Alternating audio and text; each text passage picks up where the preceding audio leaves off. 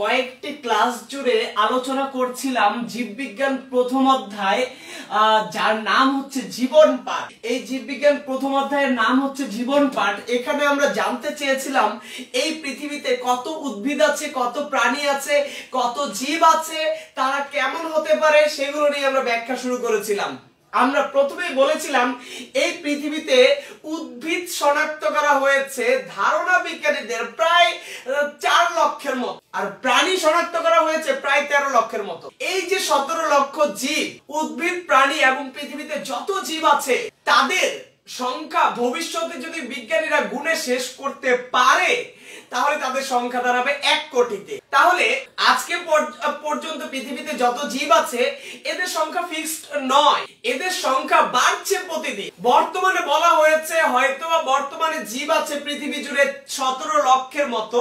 ভবিষ্যতে এই প্রজাতির সংখ্যা যদি গুণে বিজ্ঞানীরা শেষ করতে পারে তখন এই সংখ্যা বেড়ে দাঁড়াবে, বিজ্ঞানীরা বলছে, প্রায় 1 কোটির মতো। প্রথম ক্লাসে আমরা ঘাবড়ে গিয়েছিলাম যে কিভাবে এই 1 কোটি জীব সম্পর্কে আমরা ধারণা রাখবো।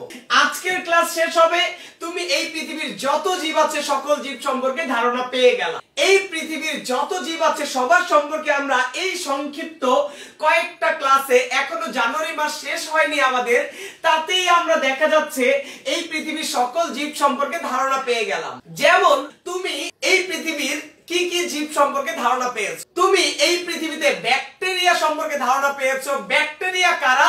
যারা মনের রাজ্যে অবস্থান করছে তারা ব্যাকটেরিয়া। তোমাকে আজকে যদি আমি প্রশ্ন করি ওই ব্যাকটেরিয়াটার বৈশিষ্ট্য বলো, তুমি বলবা মনের রাজ্যের বৈশিষ্ট্য বলে দিবা, হয়ে গেল। তোমাকে আমি বললাম আজকে যে মানুষের যে পেট খারাপ করে যেই ব্যাকটেরিয়া দিয়ে, সেই ব্যাকটেরিয়ার বৈশিষ্ট্য বলো, তুমি মনের রাজ্যের সকল বৈশিষ্ট্য বলে দিবা, হয়ে গেল। তোমাকে আজকে যদি আমি বলি মানুষের বিভিন্ন ধরনের ফাঙ্গাস দেহের মধ্যে, ফাঙ্গাস না, বিভিন্ন ধরনের স্কিনে যে ইনফেকশন হয় সেগুলো ছত্রাক দিয়ে হয়, আমি তোমাকে যদি কোশ্চেন করি এই ফাঙ্গাসের বৈশিষ্ট্য বলো, তুমি ফানজাই রাজ্যের বৈশিষ্ট্য বলে দিবা, হয়ে গেল।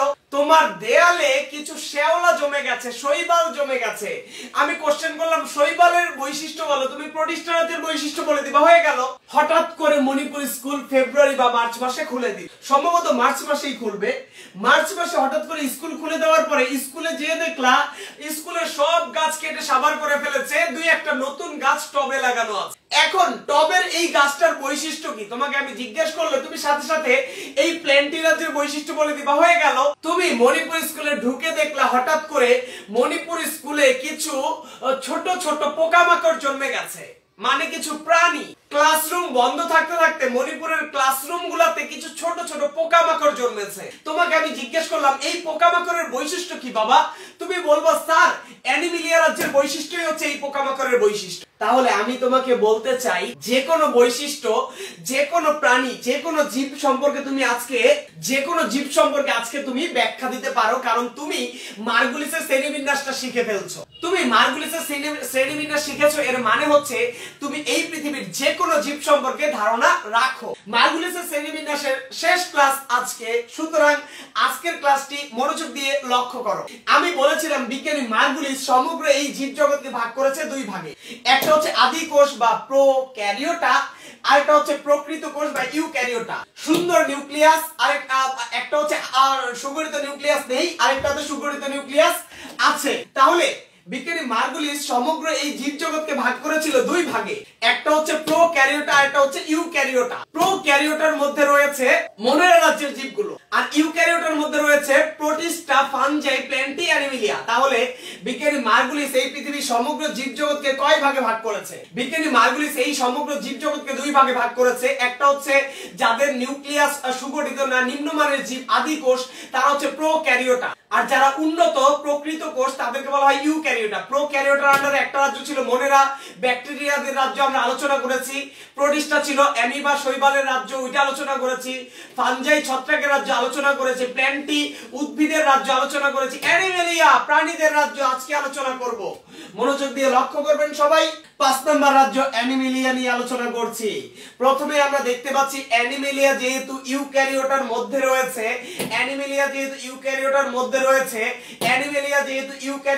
রয়েছে, সুতরাং তার নিউক্লিয়াস সুগঠিত।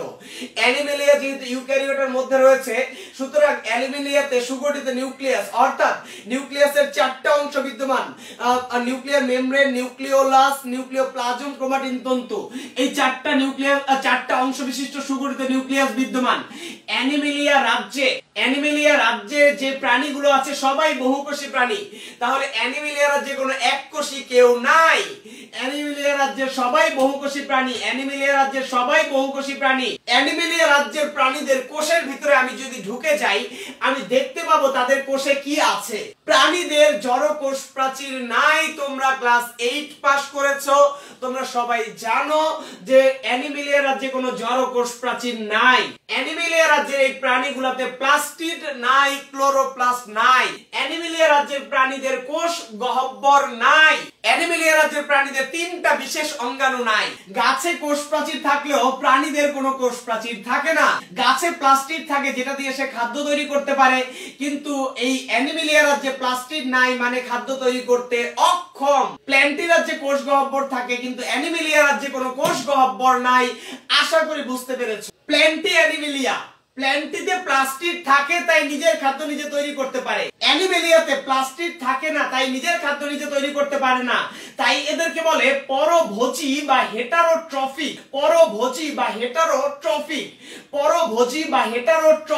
আরেকবার বলে দেই, প্লাস্টিড থাকলে স্বভোজী, আর প্লাস্টিড না থাকলে হেটারোট্রফিক বা পরভোজী। কথাটা বোঝার চেষ্টা করো। প্লাস্টিড থাকে বলে প্ল্যান্টি রাজ্যে প্লাস্টিড থাকে বলে স্বভোজী। প্ল্যান্টি হচ্ছে স্বভোজী। স্বভোজীর ইংরেজি হচ্ছে অটোট্রফিক। মানে নিজেরটা নিজেই তৈরি করতে পারে। অটো মানে নিজেরটা নিজেই তৈরি করতে পারে। প্ল্যান্টি রাজ্যের যে জীবগুলো আছে, গাছগুলা, প্লাস্টিড থাকে নিজের খাদ্য নিজে তৈরি করতে পারে, স্বভোজী বা অটোট্রফিক।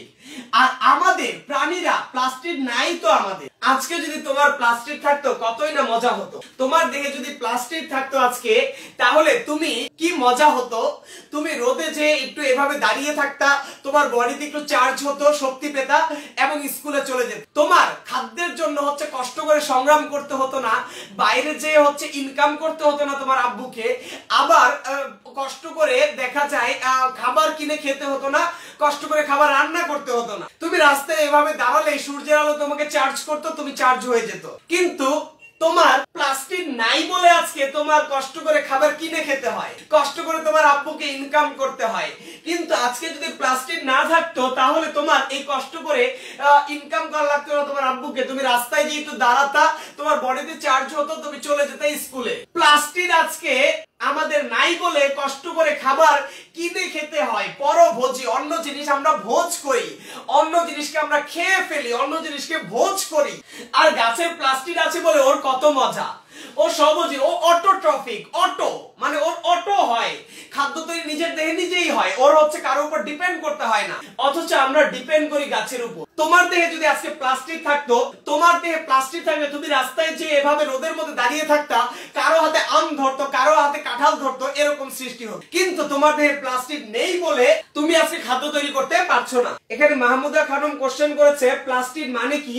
তাহলে বোঝা যাচ্ছে ও ক্লাস 8-এ কতটা ফাঁকিবাজি করেছে। তাহলে ক্লাস 8-এ যারা পড়াশোনা করো নাই এবং যারা মনে করেছিল ক্লাস 8 তো এমনি মজায় কাটলো, তারা এখন এইরকম প্লাস্টিক কি এই ধরনের কোশ্চেন করবা এবং হচ্ছে দেখা যাবে যে যেগুলো সবাই জানে তুমি জানো না। দিলরুবা আক্তার বলেছে অ্যানিমেলিয়া রাজ্যের চিত্র এঁকে দিলে ভালো হয়। অ্যানিমেলিয়া রাজ্যের প্রাণীদের আসলে চিত্র যে কোনো কিছুই আঁকতে পারো। তুমি একটা পাখি আঁকতে পারো, একটা ব্যাঙ আঁকতে পারো, একটা মানুষ আঁকতে পারো, যে কোনো কিছু আঁকতে পারো, একটা কীট পতঙ্গ আঁকতে পারো। যেহেতু প্রাণীদের চিত্র আঁকা ইসলামের দৃষ্টিতে সঠিক না, আমি প্রাণীদের চিত্র যত সম্ভব অ্যাভয়েড করার চেষ্টা করি। সুতরাং তোমরা পরীক্ষা হলে চাইলে আঁকতে পারবা, যতটুকু সম্ভব প্রাণী চিত্র সবাই আঁকতে পারো। এখানে হিয়া দিয়া বিপ্লবী কোশ্চেন করেছে যে হাইড্রা কি অ্যানিমেলিয়া রাজ্যের বৈশিষ্ট্য বহন করে। হাইড্রা একটা প্রাণী, অবশ্যই অ্যানিমেলিয়া রাজ্যের বৈশিষ্ট্য বহন করবে। তোমার কাছে পরীক্ষায় উদ্দীপকে বলেছে একটি হাইড্রার বৈশিষ্ট্য লেখো, তুমি হাইড্রার বৈশিষ্ট্য কই পাবা? তুমি অ্যানিমেলিয়ার সকল বৈশিষ্ট্য লিখে দিবা, হয়ে গেল হাইড্রার বৈশিষ্ট্য। তাহলে তোমাকে হাইড্রার বৈশিষ্ট্য জিজ্ঞাসা করতে পারে উদ্দীপকে, তুমি লিখে দিবে অ্যানিমেলিয়ার বৈশিষ্ট্য।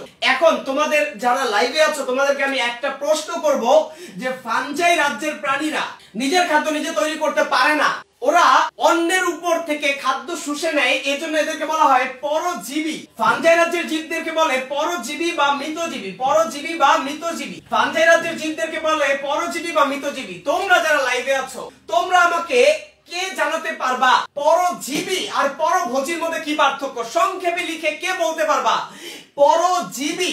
ফানজাই রাজ্যের প্রাণীর, ফানজাই রাজ্যের জীবেরা পরজীবী আর অ্যানিমেলিয়া রাজ্যের জীবেরা পরভোজী। এই দুইটার মধ্যে কি পার্থক্য থাকতে পারে? আমরা যে কোনো খাবার গলাধঃকরণ করি বা গিলে খাই, আমরা যে কোনো খাবার গলাধঃকরণ করি বা গিলে খাই। তুমি খাবার মুখে নিয়ে সারাদিন বসে থাকবা, কিন্তু খাবার না গেলা পর্যন্ত সেটা তোমার বডিতে কাজ করবে না। সুতরাং খাবার নিয়ে তোমার গিলতে হবে, গলাধঃকরণ করতে হবে। তোমরা যারা লাইভে আছো আমাকে কে বলতে পারবা যে অ্যানিমেলিয়া রাজ্যের প্রাণীরা পরভোজী আর ফানজাই রাজ্যের জীবেরা পরজীবী, এই দুইটার মধ্যে কি পার্থক্য আছে? কে বলতে পারবা, কে জানাতে পারবা আমাকে? আতিয়া পারভিন বলছে পরের উপর নির্ভর করে বেঁচে থাকে যারা, তারা পরজীবী। কিছুটা ঠিক আছে। আর পরভোজী হচ্ছে যারা পরের থেকে খাদ্য গ্রহণ করে, মোটামুটি বলা যায়, তবে হচ্ছে ক্লিয়ার হলো না জিনিস। মাসফিয়া করে মোহনী বলছে খাবার শুষে নেয় একজন, আরেকজন খাবার গলাৎকরণ করে। কিছুটা হয়েছে, টোটাল ক্লিয়ার হলো না এখন। কিম সৃষ্টি আইডি থেকে যে কথাটা লেখা আছে মোস্ট অ্যাপ্রোপ্রিয়েট অ্যান্সার, ও একটা অসাধারণ মেয়ে, আসলে ওকে দেখতে পাচ্ছি আমি, ও সবসময় হচ্ছে ভালো করছে। কিম সৃষ্টি আইডি থেকে যে অ্যান্সারটা লেখা হয়েছে তোমরা সেটা পড়তে পারো, যে পরজীবী মানে অন্যের উপর বাস করে এবং খাদ্যের উপর নির্ভর করে। ঠিক আছে, ওর কথাটা মোটামুটি 100%ই বলা যায়। আচ্ছা, অনেকেই অনেক কিছু বলেছো, এবার আমি হচ্ছে বলি, তোমরা মনোযোগ দিয়ে খেয়াল করো। দেখা যাচ্ছে যে কিম সৃষ্টি আইডির অ্যান্সারটা ঠিক আছে। সুমাইয়া সেতুর কথাটা ক্লিয়ার হলো না। আব্দুল জব্বারটা মোটামুটি ঠিক আছে। সুমি চৌধুরীরটা ক্লিয়ার না ভালো করে। যাই হোক, আমি সবারটা শুনলাম। এবার আমি বলছি, তোমরা খেয়াল করো। ধরো একটা কমলা, ছত্রাক, একটা ছত্রাক কমলা খাবে এবং আমি একটা কমলা খাবো, দুইজনের মধ্যে কি পার্থক্য? তোমাদের ক্লাসে একটা ছেলে কমলা খাবে, তোমাদের ক্লাসের ছেলে একটা কমলা খাবে, আর হচ্ছে একটা ছত্রাক কমলা খাবে। দুইজনের খাবার স্টাইলটা ফলো করবা, দুইজনের খাবার স্টাইলটা ফলো করো। একটা ছেলে কমলা খাবে আর একটা ছত্রাক কমলা খাবে, তোমাদের ক্লাসের একটা ছেলে কমলা খাবে, একটা এবং একটা ছত্রাক কমলা খাবে। মণিপুর স্কুলের ক্লাসরুমে একটা কমলা পড়েছিল অনেকদিন ধরে, কোনো মানুষ তাকে খায়নি, সুতরাং সেই কমলার উপর ছত্রাক জন্মে গেছে, সাদা সাদা ফাঙ্গাস জমে গেছে কমলার উপর। এই কমলাটার উপর এই ছত্রাকটা বসবাস করে এবং পুষ্টি শুষে নেয়। তাহলে পরজীবী মানে হচ্ছে তার উপর বাস করে এবং তার দেহ থেকে পুষ্টি শুষে নেয়। তাহলে পরজীবী মানে হচ্ছে, পরজীবী মানে অন্যের উপর বসবাস করে প্লাস খাদ্য শুষে নেয়। তাহলে ছত্রাকের কমলা খাওয়ার স্টাইল ফলো করো। ছত্রাকের কমলা খাওয়ার স্টাইল, ছত্রাক কমলার উপর বাস করে, কমলার উপরেই সে বাসা বেঁধেছে এবং কমলা থেকে পুষ্টি শুষে নেয়। এবার তোমার ক্লাসের যে ছেলেটা কমলা খাবে, ওর স্টাইলটা ফলো করো। ও কি কমলার উপর বসে বসে কমলা থেকে পুষ্টি নেবে? তোমার ক্লাসে যে ছেলেটা কমলা খাবে, সে কি কমলার উপর বসে বসে ছত্রাকের উপর এভাবে পুষ্টি শুষে নিবে? ছেলেটা এভাবে পারছে না, ছেলেটা কমলার উপর বসে পুষ্টি শুষে নিতে পারছে না, তাই ছেলেটা ছত্রাক নয়। ছেলেটা কি করবে? কমলাটাকে খোসা ছিলবে, ছিলে গিলে খেয়ে ফেলবে। তাহলে ছেলেটা হচ্ছে খাবার গিলে খাচ্ছে এবং উইটাকে ভোজ করছে, গিলে ফেলছে, এর জন্য সে হচ্ছে পরভোজী বা হেটারোট্রফিক। তাহলে পরভোজীরা হচ্ছে খাবার গলাধঃকরণ করে বা গিলে ফেলে। পরভোজী যারা, তারা হচ্ছে খাবারটাকে গলাধঃকরণ করে বা গিলে খায়। তাহলে আমি তোমাকে বেসিক পার্থক্য এটাই বলতে চাই, যারা খাবারটাকে গিলে খায় তারা হচ্ছে পরভোজী, আর পরজীবিকারা যারা অন্যের উপর জাস্ট বসবাস করবে, থাকবে, তার বাসাই বাঁধবে কমলার এবং কমলা থেকে পুষ্টিটা শুষে নিতে নিতে কমলাটাকে নষ্ট করে দিবে। তাহলে পরজীবী আর পরভোজীটা আশা করি তোমরা বুঝতে পেরেছো। এবার জটিল টিস্যুতন্ত্র। আমি তোমাদের গত ক্লাস থেকে বলছিলাম মনেরা রাজ্যে তো টিস্যুই নাই, মনেরা রাজ্যে তো টিস্যুই নাই। প্রোটিস্টা ফানজাইয়ের মধ্যে সরল বা অনুন্নত টিস্যু থাকে। আমি বলেছিলাম তোমাদেরকে মনেরা রাজ্যে টিস্যুই নেই, আর প্রোটিস্টা ফানজাইয়ে বলেছিলাম সরল বা অনুন্নত টিস্যু। আমি প্ল্যান্টি রাজ্যে বলেছিলাম গত ক্লাসে যে প্ল্যান্টি হচ্ছে উন্নত টিস্যু, প্ল্যান্টি রাজ্যে উন্নত টিস্যু। আজকে অ্যানিমেলিয়া রাজ্যে বলা হচ্ছে অ্যানিমেলিয়া রাজ্যে জটিল টিস্যু। তোমরা কে আমাকে কমেন্টস করে জানাতে পারবা জটিল টিস্যু বলতে কি বোঝানো হচ্ছে? আমি তোমাদেরকে টিস্যুর ব্যাখ্যা দিয়েছিলাম গত ক্লাসগুলোতে। আমি তোমাদের বলেছিলাম মনের রাজ্যে তো টিস্যুই নাই, প্রোটিস্টা ফাঞ্জাই রাজ্যে টিস্যু থাকলেও সরল বা অনুন্নত টিস্যু, প্ল্যান্টি রাজ্যে উন্নত টিস্যু, অ্যানিমেলিয়া রাজ্যে জটিল টিস্যু। জটিল টিস্যু মানে অ্যানিমেলিয়া রাজ্যে জটিল টিস্যু তন্ত্র বিদ্যমান, মানে অ্যানিমেলিয়া রাজ্যের প্রাণীদের জটিল টিস্যু তন্ত্র থাকে। হোয়াট ইজ জটিল টিস্যু তন্ত্র? কে বলতে পারবে আমার? আমরা টিস্যুর ব্যাখ্যা দিয়েছি গত ক্লাসগুলো থেকে যে মনের রাজ্যে তো টিস্যুই নাই, কারণ একটা কোষ আবার টিস্যু হয় কিভাবে? প্রোটিস্টা ফাঞ্জাইয়ের মধ্যে যারা বহুকোষী তাদের মধ্যে সরল বা অনুন্নত টিস্যু থাকতে পারে, প্ল্যান্টি রাজ্যে উন্নত টিস্যু আছে, অ্যানিমেলিয়া রাজ্যে জটিল টিস্যু। এই জটিল টিস্যু বিষয়টা কিম সৃষ্টি আইডি থেকে যেটা বলছে ও যে জটিল টিস্যু মানে হচ্ছে যে টিস্যু একসাথে একাধিক কাজ করতে পারে এবং আরো উন্নত ও সুগঠিত। Most appropriate answer. কিম সৃষ্টি ও অসাধারণ মেয়ে, উন্নতি করছে জীবনে। দিলরুবা আক্তার হচ্ছে আরো ভালো মেয়ে, ও বলেছে অধিক উন্নত টিস্যু। ঠিক আছে। মিজান মোহাম্মদ মিজান থেকে যেটা বলা হচ্ছে লাখ লাখ কোষ থাকে বলে এদেরকে জটিল টিস্যু বলে, এটা ঠিক হলো না। তার কারণ হচ্ছে লাখ লাখ কোষ তো উদ্ভিদ দেহেও থাকে, সেটাকে তো আমরা জটিল বলতে পারি না। সো লাখ লাখ কোষ থাকলে যে সেটা জটিল সেটা বলা যাবে না। তাহলে আমি সঠিক অ্যান্সারটা তোমরা অনেকেই বুঝতে পেরেছো, ধন্যবাদ তোমাদেরকে। উন্নত টিস্যু প্ল্যান্টি রাজ্যে। তাহলে সিরিয়ালটা দেখো, বিজ্ঞানীরা প্রাণীদেরকে সাজিয়েছিল কিভাবে, বিজ্ঞানীরা জীবদেরকে সাজিয়েছিল কিভাবে, এটা দেখো। বিজ্ঞানীরা জীবদের সাজানোর ক্রমধারা আদি থেকে উন্নত। বিজ্ঞানীরা জীবদেরকে এমন ভাবে সাজাচ্ছে যে আদি থেকে উন্নত হচ্ছে, মানে নিম্নমানের থেকে উন্নত হচ্ছে। তাহলে বিজ্ঞানীরা জীবদেরকে এমন ভাবে সাজিয়েছে যে নিম্নমানের জীবগুলো থেকে আস্তে আস্তে উন্নত হচ্ছে।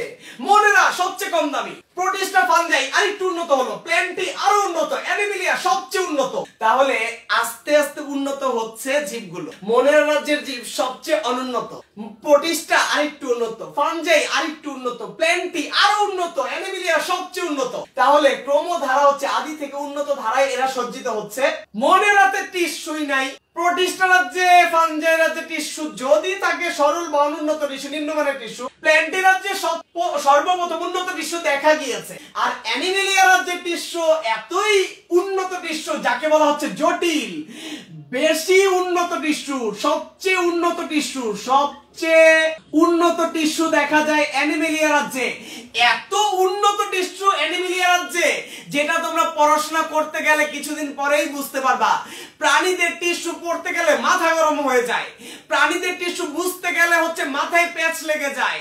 প্রাণীদের টিস্যুর গঠন এত কঠিন, প্রাণীদের ভিতরে রক্তের গঠন, প্রাণীদের দেহের ভিতরে কানের কোষের গঠন, চোখের কোষের গঠন, কিডনির কোষের গঠন, আমরা ফুসফুসের কোষের গঠন সবগুলো পড়বো। ওরে বাবা এত কঠিন।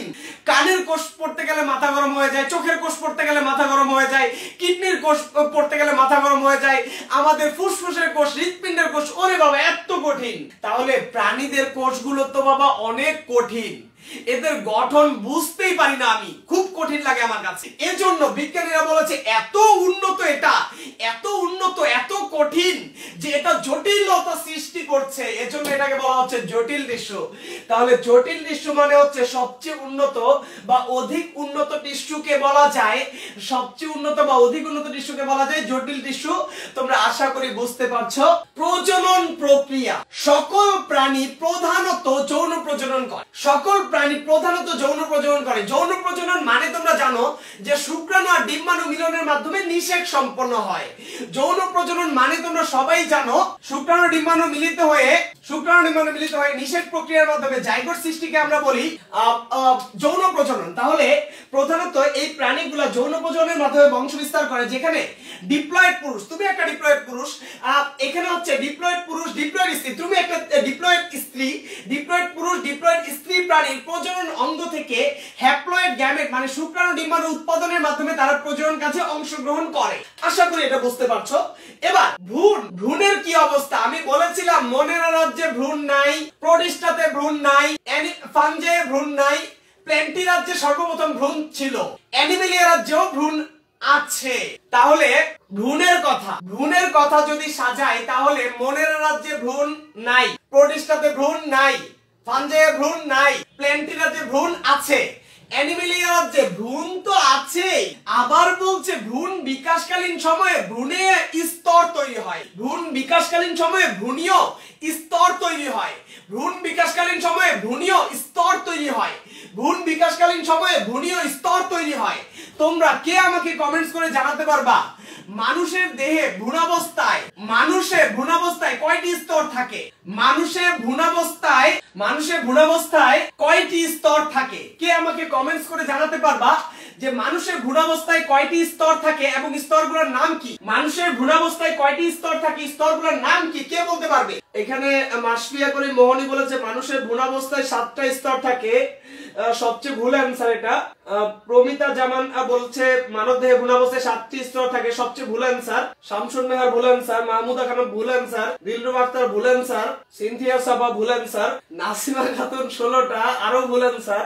আচ্ছা, মনে হচ্ছে তোমরা এটা জানো না। মোহাম্মদ মিজান 16টা ভুল অ্যান্সার, মাহমুদা খানম 16টা ভুল অ্যান্সার। যাই হোক, তোমরা দেখতে পাচ্ছি কেউই বুঝতে পারছো না এটা।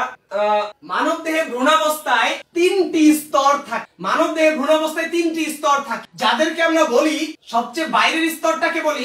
প্রত্যেকটা ব্যাচই তো এটা বলতে পারে, প্রতি বছর আমি এটার অ্যান্সার পাই, এই বছর পেলাম না, এটা আমার একটা কষ্টের বিষয়।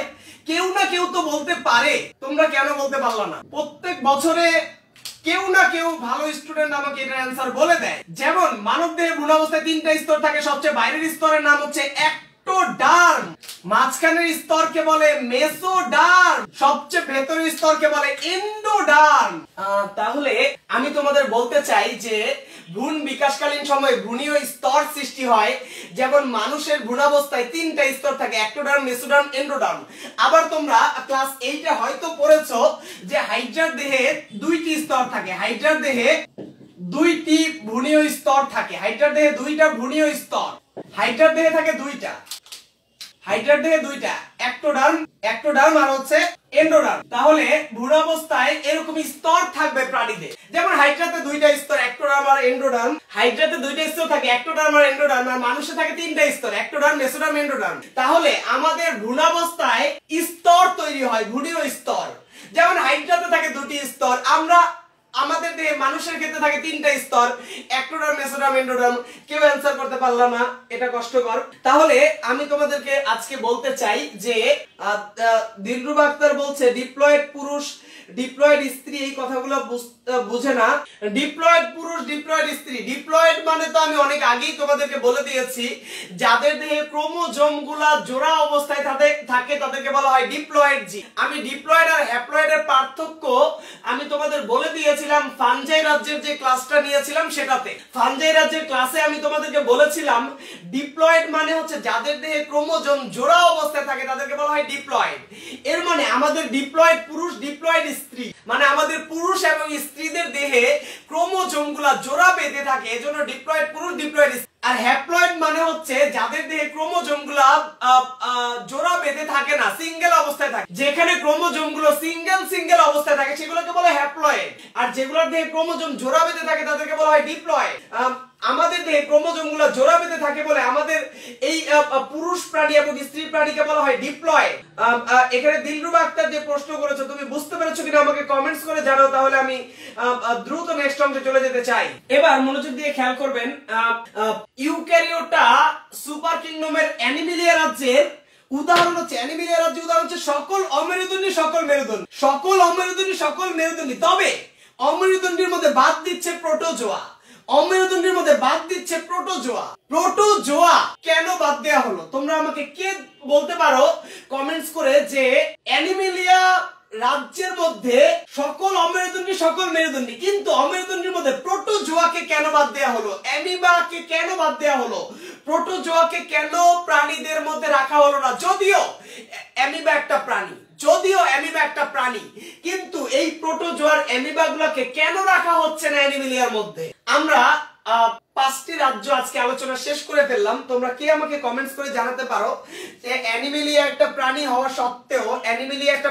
সত্ত্বেও কেন ওকে রাখা হলো না, প্রাণীদের মধ্যে কেন প্রোটোজোয়াকে রাখা হলো না? মিজান বলছে অ্যামিবা একটা ব্যাকটেরিয়া, এই কথা যদি কেউ শোনে তাহলে সে তো কান্নাকাটি করবে। অ্যামিবা একটা ব্যাকটেরিয়া হয় কিভাবে, প্রোটোজোয়া একটা ব্যাকটেরিয়া হয় কিভাবে? ব্যাকটেরিয়া তো মনেরার মধ্যে আছে। আমি এতদিন কি পড়ালাম, আমার তো কপাল খারাপ। মনেরার তো ব্যাকটেরিয়া, অ্যামিবা হচ্ছে প্রোটিস্টা রাজ্যে, অ্যামিবা ব্যাকটেরিয়া হবে কেন? কষ্টকর। আব্দুল জব্বার বলছে প্রোটোজোয়াতে অ্যামিবা, প্যারামিশিয়াম এসব এককোষী অর্থাৎ মনেরা রাজ্যের প্রাণী থাকে। মনেরা রাজ্যের প্রাণী কেন হবে? অ্যামিবা তো মনেরা রাজ্যের না। শাহরিয়ার সিয়াম বলছে অ্যামিবা এককোষী হয় এজন্য, এটা একটা অ্যান্সার হতে পারে। প্রমিতা জামান বলেছে এরা অনুন্নত, সেটাও একটা অ্যান্সার। হিয়াদিয়া বিপ্লবী বলছে এদের দেহে টিস্যু নাই, সঠিক অ্যান্সার। সিনথিয়া সাবা বলছে অণুজীব। অণুজীব কেন হবে? অ্যামিবা তো অণুজীব নয়। যাই হোক, সঠিক অ্যান্সার আমি পেয়ে গেছি। প্রোটোজোয়া হচ্ছে এককোষী, কিন্তু অ্যানিমেলিয়া রাজ্যে আসতে হলে বহুকোষী হতে হবে। অ্যানিমেলিয়া রাজ্যের বৈশিষ্ট্য আমি লিখে দিয়েছি। প্রোটোজোয়ার যে অ্যামিবা, প্যারামিশিয়াম তারা তো এককোষী। এককোষী হলে বাবা এখানে আসতে পারবা না। এখানে আসতে হলে এটা অনেক হাই ক্লাস। অ্যানিমেলিয়া অনেক হাই ক্লাস, এদের ক্লাস অনেক উপরে। Monera lower class, protista lower class, fungi lower class, plantae কিছুটা উন্নত, অ্যানিমেলিয়া হায়ার ক্লাস। এই হায়ার ক্লাস আসতে হলে বহুকোষী হতে হবে। অ্যামিবা, প্যারামিশিয়াম নিম্নমানের এককোষী, ওরা কিভাবে এখানে আসবে? ওদের ভ্রূণ তৈরি হয় না, এখানে আসতে হলে ভ্রূণ লাগবে, ভ্রূণীয় স্তর সৃষ্টি হতে হবে। তাহলে অ্যামিবা, প্যারামিশিয়াম, প্রোটোজোয়া রাজ্যের জীবগুলা খুবই লোয়ার ক্লাস। লোয়ার ক্লাস তো আমার এই জায়গায় আসতে পারবে না। যেখানে আমি আছি, যেখানে মানুষ আছে, সেখানে তো অ্যামিবা আসলে আমার ইজ্জতে একটু হচ্ছে আঘাত লাগবে, আমার প্রেস্টিজে একটু আঘাত লাগবে, আমার প্রেস্টিজে আঘাত লাগতে দেওয়া যাবে না। তাহলে অ্যানিমেলিয়া রাজ্যে এরকম নিম্নমানের জীব আমরা রাখতে চাই না। অ্যানিমেলিয়া রাজ্যে উন্নত জীব থাকবে, ওই নিম্নমানের জীবদেরকে আমরা প্রোটিস্টার মধ্যে রেখে দিয়েছি। তাহলে এটা গেল আরেকটা গুরুত্বপূর্ণ কথা। তোমরা অ্যানিমেলিয়া রাজ্যের বৈশিষ্ট্য নিয়ে কারো কোনো প্রশ্ন থাকলে আমাকে কমেন্টস করে জানাও। তারপর একটা ছক আমি তোমাদের এইচডব্লিউ দিব, তোমরা আমাকে দ্রুত কমেন্টস করে জানালে আমি নেক্সট অংশে যেতে পারবো। তোমরা আমাকে দ্রুত কমেন্টস করে জানাও তোমাদের অ্যানিমেলিয়া রাজ্যের বৈশিষ্ট্য নিয়ে কোনো কোশ্চেন আছে কিনা। অ্যানিমেলিয়া রাজ্যের বৈশিষ্ট্য নিয়ে কারো কোশ্চেন আছে কিনা, না থাকলে দ্রুত আমাকে কমেন্টস করে জানাও। আচ্ছা, এখানে কোশ্চেন করছে আফরোজা আহমেদ শিখা যে এলিয়েন কোন ক্লাসের প্রাণী। এখন বিজ্ঞানীরা এই এলিয়েনের ব্যাপারে কনফিউজড। এলিয়েন সম্পর্কে যদি গবেষণা করতে হয় তাহলে এলিয়েনকে আমার দেখতে হবে। বিজ্ঞানীরা এখনো এলিয়েনকে ভালোভাবে দেখতে পারে নাই, তাই এলিয়েন সম্পর্কে সঠিক ধারণা নাই। যদিও আমরা ধারণা সঠিক একটা পাই না, মানুষের মতো যেহেতু অনেকটা, সো বলতে পারি যে এটা অ্যানিমেলিয়া রাজ্যেরই হতে পারে। আফরোজা আহমেদ শিখা, তুমি তোমার কোশ্চেনে অ্যানসার পেয়েছো কিনা জানাবা। আর যদি এলিয়েন সম্পর্কে ভবিষ্যতে গবেষণা সঠিকভাবে আমরা পেয়ে থাকি তাহলে হয়তো ভবিষ্যতে বলা যাবে যে এলিয়েন কি অ্যানিমেলিয়া রাজ্যের, নাকি অ্যানিমেলিয়া রাজ্য থেকে আরেকটু উন্নত, নাকি এটা হচ্ছে পরবর্তীতে জানানো। আমাদের ধারণা সঠিক নয়, তাই সঠিকভাবে বলা যাচ্ছে না। আচ্ছা, এবার এইচডব্লিউ যেটা দিব, আমি একটা ছক করেছি। ছকের মধ্যে এই পাশে লিখেছি রাজ্য, মনেরা, প্রোটিস্টা, ফাঞ্জাই, প্ল্যান্টি, অ্যানিমেলিয়া। একটা ডিভাইডেশন দিয়ে এখানে নিচে লিখেছি তুলনীয় বৈশিষ্ট্য। নিচে এখানে লিখেছি তুলনীয় বৈশিষ্ট্য, ছোট করে লিখেছি, বুঝতে পারছো না তোমরা? দেখে নাও, এখানে নিচে লিখেছি তুলনীয় বৈশিষ্ট্য। দেখো রাজ্যগুলোর বৈশিষ্ট্য কিভাবে আসে। কোশ্চেন আমি তোমাদের প্রথম অধ্যায় থেকে গ এবং ঘ নম্বরের প্রশ্ন লিখিয়ে দিচ্ছি। মণিপুর স্কুলের ফার্স্ট মান্থলি পরীক্ষায় গ নম্বরে একটা প্রশ্ন পাবা, যেখানে বলবে যে কোনো একটা রাজ্য দেয়া থাকবে, যে কোনো একটি রাজ্যের বৈশিষ্ট্য লিখতে বলবে, যে কোনো একটা রাজ্যের বৈশিষ্ট্য লিখতে বলবে। আর ঘ নম্বরে আসবে যে কোনো দুইটি বা তিনটি রাজ্যের মধ্যে তুলনা। তাহলে যে কোনো রাজ্যের বৈশিষ্ট্য, আমরা এতদিন গ নাম্বার নিয়ে আলোচনা করলাম যে মনের রাজ্যের বৈশিষ্ট্য আমি এরকম পয়েন্ট করে করে কোটেশন দিয়ে লিখেছি, সেগুলো পারবে তোমরা আশা করছি। যে কোনো দুইটা রাজ্যের তুলনা, তোমরা কিছু কিছু তুলনা অলরেডি করা শিখে গিয়েছো, এরকম তুলনাগুলো পরীক্ষায় আসে। সুতরাং তুলনাগুলো তোমাদের পরীক্ষার জন্য শিখতে হবে। তোমরা যেমন আমি তোমাদের এইচডব্লিউটা দেখিয়ে দিচ্ছি, যেমন একটা তুলনা আমি তোমাদের করে দিলাম, যেমন টিস্যু। মনের রাজ্যে টিস্যু নাই, প্রোটিস্টা রাজ্যে কেমন, প্রোটিস্টা রাজ্যে আর হচ্ছে ফাঞ্জাই রাজ্যে সরল বা অনুন্নত টিস্যু, প্ল্যান্টিতে উন্নত টিস্যু, আর অ্যানিমেলিয়াতে জটিল টিস্যু। তাহলে এই হলো একটা টিস্যু দিয়ে একটা তুলনা হয়ে গেল পাঁচটা রাজ্যে। এভাবে ছক করে তোমরা তুলনা করবা। আমি দেখতে চাই কে কত বেশি পয়েন্ট ছকের মধ্যে নিয়ে আসতে পারে। যারা জ্ঞানী স্টুডেন্ট আছো, যারা জ্ঞানী বাচ্চা আছো, তারা আগে আগে দিয়ে দিবা, তাহলে দুর্বলরা দেখে তোমাদেরটা একটু উপকার পাবে ওরা। আমি যেমন এখানে বলেছি ভ্রূণের অবস্থা কেমন, আমি বলেছি মনের রাজ্যে তো ভ্রূণ নাই, প্রোটিস্টাতে ভ্রূণ নাই, ফাঞ্জাই ভ্রূণ নাই, প্ল্যান্টি রাজ্যে ভ্রূণ আছে, অ্যানিমেলিয়া রাজ্যে ভ্রূণ তো আছে, আবার ভ্রূণের স্তরও তৈরি হয়। এমন ভাবে অনেকগুলো তুলনা তুমি বলতে পারো। আবার খাদ্য গ্রহণ পদ্ধতি নিয়ে বলা যেতে পারে, আমি সব বলে দিব না, কারণ এটা তোমাদেরকে বাড়ির কাজ দিলাম। 5টা রাজ্য আজকে রাতের মধ্যে পড়ে শেষ করবা, আজকে রাতের মধ্যে বাড়ির কাজ করে তারপর ঘুমাবা, রাত 12টা বাজুক আর 1টা বাজুক। খাদ্য গ্রহণ পদ্ধতি আমি বলেছি মনের রাজ্য খাদ্য গ্রহণ পদ্ধতি হচ্ছে প্রধানত শোষণ, তবে কেউ কেউ ফটোসিনথেসিস করতে পারে। প্রোটিস্টা শোষণ গ্রহণ ফটোসিনথেটিক, ফাঞ্জাই খাবার শুষে নেয়, প্ল্যান্টি রাজ্যের এই প্রাণীগুলো হচ্ছে স্বভোজী, নিজের খাবার নিজে তৈরি করে, অ্যানিমেলিয়া হচ্ছে খাবার গিলে খায় পরভোজী। সুভা তারান্নুম আভা বলছে ছকের মধ্যে কি উদাহরণ আর চিত্র দিবা? অবশ্যই দিবা, ছকের মধ্যে উদাহরণ দিবা, চিত্র দিবা। এখানে হচ্ছে ফারাদ তাসনিম বলেছে এইচডব্লিউ অনেকে হুবহু কপি করে, আমি দেখেছি অনেকে হুবহু পুরো সেম টু সেম কপি করে ফেলছে। এটা আসলে দেখা যায় যে যারা একদমই পারে না, দুর্বল, তারা করছে। তাদেরকে আমি বলবো যারা হুবহু কপি করছো, কপি করতে গেলেও তুমি একটু নিজে দুই একটা পয়েন্ট হলেও ঢুকানোর চেষ্টা করো। হুবহু কপি করলে কি হয়, তোমার মেধার যাচাইটা হয় না, এবং হুবহু কপি করতে যেয়ে দেখা যায় যারা কষ্ট করে বাড়ির কাজটা করেছে ওদের মাথায় কিন্তু পুরো বৈশিষ্ট্যগুলো সেটআপ হয়ে গেছে, তাদের পড়াটা মুখস্থ হয়ে গেছে পুরো সম্পূর্ণরূপে। আর যারা হুবহু কপি করে ফেলছে তাদের পড়া মুখস্থ হচ্ছে না, তাদের সুন্দরভাবে পড়াটাও হচ্ছে না। তাই কষ্ট করে বাড়ির কাজ করার জন্য অনুরোধ জানাচ্ছি, এতে তোমাদের অনেক উপকার হবে। কষ্ট করে বাড়ির কাজ করার পরে হচ্ছে ফ্রেন্ডের সাথে মিলিয়ে তুমি আরো সুন্দর করে নোট করো, সমস্যা নাই। আচ্ছা, মনোযোগ দিয়ে খেয়াল করো, আজকের পুরো ক্লাসটা আরেকবার রিপিট করছি, তোমরা একটু মনোযোগ দিয়ে খেয়াল করো, এবং কারো কোনো প্রশ্ন থাকলে কমেন্টস করে জানাবা। আমি তোমাদেরকে বলতে চাই অবশ্যই আজকের বাড়ির কাজটা ভালো করে করবা। আজকের বাড়ির কাজটা যারা এতদিন কেউ বাড়ির কাজ করো নাই তারাও আজকের বাড়ির কাজটা করবা, কারণ আজকের বাড়ির কাজটা না করলে তোমার এই সবগুলো রাজ্যের ব্যাখ্যা ক্লিয়ার হবে না। আমি তোমাদেরকে একটু বলে দিতে চাই গ নম্বরে কি প্রশ্ন আসে, ঘ নম্বরে কি প্রশ্ন আসে। মণিপুরে প্রথম মান্থলি পরীক্ষায় একটা প্রশ্ন গ নম্বরে আসে, যে কোনো একটি রাজ্যের বৈশিষ্ট্য আসে। সুতরাং গ নম্বরে আমাদের হয়ে গেল 5টা রাজ্যের বৈশিষ্ট্য পড়লে, এবং ঘ নম্বরে আসে যে কোনো 2টি বা 3টা রাজ্যের মধ্যে তুলনা আসে। হতে পারে মনেরা প্রতিষ্ঠার তুলনা এসেছে, হতে পারে মনেরা প্ল্যান্টির তুলনা এসেছে, হতে পারে প্ল্যান্টি অ্যানিমেলিয়ার তুলনা এসেছে, এভাবে যে কোনো 2টা বা 3টা রাজ্যের তুলনা আসে ঘ নম্বরে। সুতরাং রাজ্যের তুলনাটা আজকে তুমি যদি করতে পারো ঘ নম্বরের অ্যানসার তুমি পারবা। ঘ নাম্বার আমি পড়িয়ে দিলাম, ঘ নাম্বার তুমি নিজে পরিশ্রম করে করে সেটার অ্যানসার করা শিখে যাবা। দেখো, আমি বিজ্ঞানী মার্গুলিসের শ্রেণীবিন্যাস নিয়ে কথা বলছিলাম। আমি বলেছিলাম বিজ্ঞানী মার্গুলিস সমগ্র জীবজগৎকে দুই ভাগে ভাগ করেছে, একটা হচ্ছে প্রোক্যারিওটা বা আদি কোষ, আর একটা হচ্ছে ইউক্যারিওটা বা প্রকৃত কোষ। প্রোক্যারিওটা বা আদি কোষের মধ্যে একটাই রাজ্য আছে মনেরা, আর ইউক্যারিওটার মধ্যে হচ্ছে রাজ্য আছে প্রোটিস্টা, ফাঞ্জাই, প্ল্যান্টি, অ্যানিমেলিয়া। এখন আজকে আমরা সর্বশেষ রাজ্য, সবচেয়ে উন্নত রাজ্য অ্যানিমেলিয়া নিয়ে আলোচনা করছি। অ্যানিমেলিয়া রাজ্যে আমরা দেখেছি এদের নিউক্লিয়াস থাকে সুগঠিত, যেহেতু ইউক্যারিওটার মধ্যে আছে নিউক্লিয়াস সুগঠিত থাকাটাই স্বাভাবিক। অ্যানিমেলিয়া রাজ্যে সকল বহুকোষী প্রাণীরা অবস্থান করছে। অ্যানিমেলিয়া রাজ্যের প্রাণীদের দেহে কোষের মধ্যে, অ্যানিমেলিয়া রাজ্যের প্রাণীর কোষের মধ্যে কোনো কোষ প্রাচীর নাই, প্লাস্টিড নাই, কোষ গহ্বর নাই। কে একজন কোশ্চেন করেছিল প্লাস্টিড কি, তাকে আমি বলতে চাই খাদ্য তৈরির অঙ্গাণু। কোষের মধ্যে খাদ্য তৈরির অঙ্গাণুকে প্লাস্টিড বলে, আপাতত এতটুকু তুমি জানো। তাহলে প্রাণীদের কোষের মধ্যে কোনো জড় কোষ প্রাচীর, প্লাস্টিড, কোষ গহ্বর নাই। প্রাণীরা যেহেতু নিজের খাদ্য নিজে তৈরি করতে পারে না, প্লাস্টিড না থাকার কারণে নিজের খাদ্য নিজে তৈরি করতে পারে না, তাই অন্যকে গিলে খেয়ে ফেলে, খাদ্য গলৎকরণ করে, গিলে খেয়ে ফেলে। এই জন্য মানুষদেরকে বলা হয় হেটারোট্রফিক বা পরভোজী। হেটারোট্রফিক বা পরভোজী। টিস্যুর অবস্থা কেমন? অ্যানিমেলিয়া রাজ্যের প্রাণীদের টিস্যুর অবস্থা হচ্ছে জটিল টিস্যুতন্ত্র বিদ্যমান। অ্যানিমেলিয়া রাজ্যের প্রাণীদের দেহে জটিল টিস্যুতন্ত্র, জটিল মানে সবচেয়ে উন্নত টিস্যু অ্যানিমেলিয়া রাজ্যে রয়েছে। মনেরাতে টিস্যু নাই, প্রোটিস্টা, ফাঞ্জাই টিস্যু কোন রকমে ছিল। প্ল্যান্টি রাজ্যে উন্নত টিস্যু, অ্যানিমেলিয়াতে সবচেয়ে উন্নত টিস্যু। এত উন্নত টিস্যুকে জটিল বলা হয়। প্রজনন, অ্যানিমেলিয়া রাজ্যের প্রাণীরা প্রধানত যৌন প্রজননের মাধ্যমে বংশ বিস্তার করে, এবং ডিপ্লয়েড পুরুষ প্রাণী, ডিপ্লয়েড স্ত্রী প্রাণী থেকে হ্যাপ্লয়েড গ্যামেট অর্থাৎ শুক্রাণু ডিম্বাণু তৈরি হয়, যার মিলনের মাধ্যমে, নিষেকের মাধ্যমে যৌন প্রজনন সংঘটিত হয়। প্রাণীদের ভ্রূণ তো থাকেই, আবার ভ্রূণে স্তর তৈরি হয়। যেমন মানুষের ভ্রূণাবস্থায় 3টা স্তর তৈরি হয়, একটোডার্ম, মেসোডার্ম, এন্ডোডার্ম।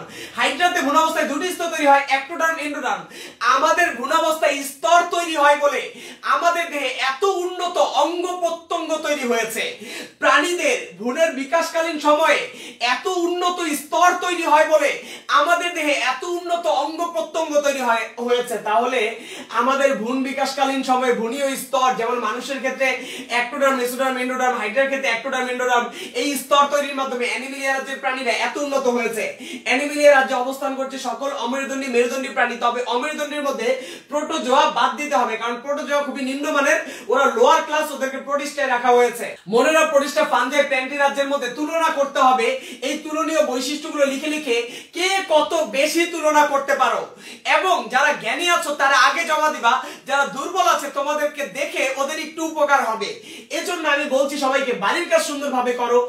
বিজ্ঞানীরা জীবজগৎকে 5টি রাজ্য বলেছিল, মনে রাখ, প্রোটিস্টা, ফাঞ্জাই, প্ল্যান্টি, অ্যানিমেলিয়া। সবগুলোর গ নম্বরে আসতে পারে বৈশিষ্ট্য। আমি যেভাবে বৈশিষ্ট্য লিখে দিয়েছি সাব পয়েন্ট করে, এভাবেই বৈশিষ্ট্য পরীক্ষা হলে উপস্থাপন করবা। এভাবে উপস্থাপন করলে ইনশাআল্লাহ পরীক্ষায় তোমার নাম্বার বায়োলজিতেও অঙ্কের মতো নাম্বার আসবে। আমি তোমাকে বলতে চাই, ঘ নম্বরে আসে যে কোনো 2টি বা 3টি রাজ্যের মধ্যে তুলনা। এই তুলনাটা আজকে রাতের মধ্যে সুন্দরভাবে করে ফেলবা। অ্যানিমেলিয়া রাজ্যের বৈশিষ্ট্য বললাম সুন্দর নিউক্লিয়াস, সুগঠিত নিউক্লিয়াস, এবং বিজ্ঞানীরা আদি থেকে উন্নত ক্রমধারায় এই প্রাণীগুলাকে সাজিয়েছিল। মনে হয় সবচেয়ে নিম্নমানের প্রোটিস্টা আরেকটু উন্নত, ফাঞ্জাই আরেকটু উন্নত, প্ল্যান্টি আরেকটু উন্নত, অ্যানিমেলিয়া সবচেয়ে উন্নত। তাহলে সবচেয়ে উন্নত রাজ্য অ্যানিমেলিয়া, সুগঠিত নিউক্লিয়াস, এখানে সব বহুকোষী প্রাণী থাকে। এদের কোষের মধ্যে কোনো কোষ প্রাচীর, প্লাস্টিক কোষ গহ্বর নাই। খাবার গিলে খায় বলে এদেরকে বলা হয় পরভোজী বা হেটারোট্রফি। নিজের খাদ্য নিজে তৈরি করতে পারে না। এদের দেহে এত উন্নত টিস্যু যে জটিলতা সৃষ্টি করেছে, তাই জটিল টিস্যু তন্ত্র বিদ্যমান। অ্যানিমেলিয়া রাজ্যে যৌন প্রজননের মাধ্যমে বংশ বিস্তার করে এরা, এবং ডিপ্লয়েড পুরুষ এবং স্ত্রী প্রাণী শুক্রাণু ডিম্বাণু মানে হ্যাপ্লয়েড গ্যামেট তৈরি করে যৌন প্রজননে অংশগ্রহণ করে। এদের ভ্রূণ বিকাশকালীন সময়ে ভ্রূণে উন্নত স্তর তৈরি হয়ে তাদের দেহের গঠনে উন্নত অবস্থা তৈরি করে। আমাদের ভ্রূণীয় স্তর সৃষ্টি হয় বলে এত উন্নত হৃৎপিণ্ড, এত উন্নত ফুসফুস তৈরি হয়েছে। তাহলে আমাদের ভ্রূণীয় স্তর তৈরির মাধ্যমে উন্নত অঙ্গ প্রত্যঙ্গ তৈরি হয়েছে। মানুষের ভ্রূণ অবস্থায় 3টা স্তর, একটোডার্ম, মেসোডার্ম, এন্ডোডার্ম। হাইড্রাতে ভ্রূণ অবস্থায় 2টা স্তর, একটোডার্ম, এন্ডোডার্ম থাকতে পারে। গ নম্বরে আসতে পারে যে কোনো রাজ্যের বৈশিষ্ট্য। ঘ নম্বরে আসতে পারে যে কোনো 2টি রাজ্যের বা 3টা রাজ্যের মধ্যে তুলনাগুলো বাড়ির কাজ করার জন্য সবার কাছে আমার জোরালো অনুরোধ রইল। এখানে মোহনী কোশ্চেন করেছে যে 5টা রাজ্যের মধ্যে কম্পেয়ার করতে হবে কিনা। অবশ্যই 5টা রাজ্যের মধ্যে কম্পেয়ার করবা। জি, এখানে 4টা বাড়ির কাজ করবা। এখানে সিনথিয়া সাবা বলছে প্লাস্টিডের সংজ্ঞা নোট করতে হবে কিনা। না, প্লাস্টিডের সংজ্ঞা নোট করতে হবে না। প্লাস্টিডের ভালো সংজ্ঞা আমরা দ্বিতীয় অধ্যায়ে দিয়ে দিব। প্লাস্টিডের ভালো সংজ্ঞা দ্বিতীয় অধ্যায়ে দিয়ে দিব। তাহলে আজকের মতো বিদায় নিচ্ছি। সবাইকে আসসালামু আলাইকুম ওয়া রাহমাতুল্লাহি ওয়া বারাকাতুহু। যারা সালাম দিচ্ছে সবাইকে ওয়া আলাইকুম আসসালাম ওয়া রাহমাতুল্লাহি ওয়া বারাকাতুহু।